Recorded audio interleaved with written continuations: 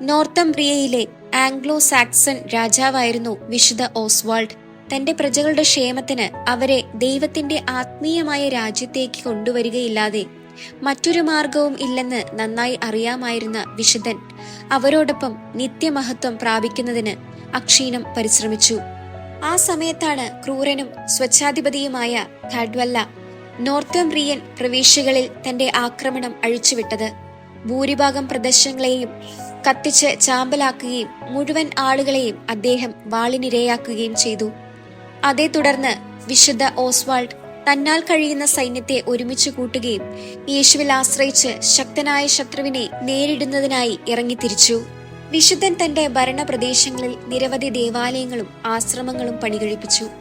നശ്വരമായ തന്റെ രാജ്യം ഭരിക്കുന്നതിനൊപ്പം തന്നെ അനശ്വരമായ രാജ്യത്തിന് വേണ്ട ആന്തരികമായ തയ്യാറെടുപ്പുകളും വിശുദ്ധൻ നടത്തുന്നുണ്ടായിരുന്നു. വളരെ വിശാലമായ ഒരു സാമ്രാജ്യത്തിനധിപനായിരുന്നു വിശുദ്ധനെന്ന് ബെഡെ രേഖപ്പെടുത്തിയിരിക്കുന്നു. ഹിജിലെ ആശ്രമാധിപൻ വിശുദ്ധനെ ബ്രിട്ടനിലെ ചക്രവർത്തിയായിട്ടാണ് വിശേഷിപ്പിച്ചിട്ടുള്ളത്. അത്ര വലിയ രാജാവായിരുന്നിട്ട് പോലും വിശുദ്ധൻ തന്റെ എളിമ കൈവെടിഞ്ഞിരുന്നില്ല.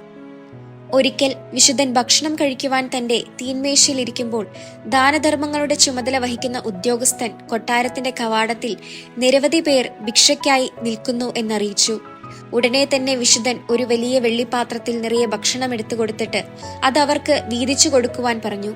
642 ഓഗസ്റ്റ് 5 തന്റെ 38ാമത്തെ വയസ്സിൽ മെസർഫീൽഡ് എന്ന സ്ഥലത്ത് വെച്ച് വിശുദ്ധൻ വധിക്കപ്പെട്ടത്.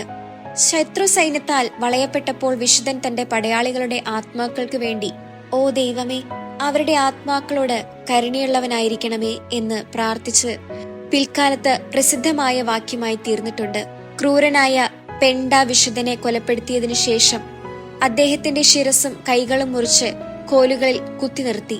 ഓസ്വാൾഡിന്റെ പിൻഗാമിയായിരുന്ന വിശുദ്ധന്റെ സഹോദരൻ അടുത്ത വർഷം തന്നെ അവ തന്റെ കൊട്ടാരത്തിലേക്ക് കൊണ്ടുപോവുകയും ശിരസ് ലിൻഡിസ്ഫാർണയിലേക്ക് അയക്കുകയും അത് പിന്നീട് വിശുദ്ധ കുത്ബർട്ടിന്റെ ഭൗതിക ശരീരത്തിന്റെ കൂടെ അടക്കം ചെയ്യുകയും ചെയ്തു.